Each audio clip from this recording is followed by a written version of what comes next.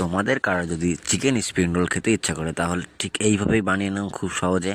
তো সবার প্রথমে চিকেন কিমা করে তার উপরে আদা রসুনের পেস্ট দিয়ে আদা, লঙ্কা, গোলমরিচের গুঁড়ো দিয়ে ভালো করে কিছুক্ষণ কষিয়ে নেওয়ার পরে এরকমভাবে পেঁয়াজ কেটে দিয়ে দেবে, কিছুটা কাঁচা লঙ্কা দেবে এবং তারপরে ক্যাপসিকামটা দেওয়ার পরে মোটামুটি একটু ফ্রাই হয়ে গেলে, ক্যাপসিকাম আর পেঁয়াজটা ফ্রাই হয়ে গেলেই এইরকম একটা কালার চলে আসবে দেখবে। তারপরে চিকেন মশলা দিয়ে নামিয়ে দেবে, নামিয়ে দিলে আমাদের এই পুরটা রেডি, স্প্রিং রোলের পুরটা রেডি। তো এবার এইভাবে একটা শিট করে নেবে, শিটটা করার পরে ঠিক আমার মতো করে স্প্রিং রোলটা এইভাবে রেডি করে নেবে। রেডি করার পরে তেল গরম করে কড়াইতে আস্তে আস্তে করে দিয়ে দেবে। যেহেতু আমি কম করছিলাম তাই কম তেলে করছিলাম, তোমরা বেশি তেলেও করতে পারো।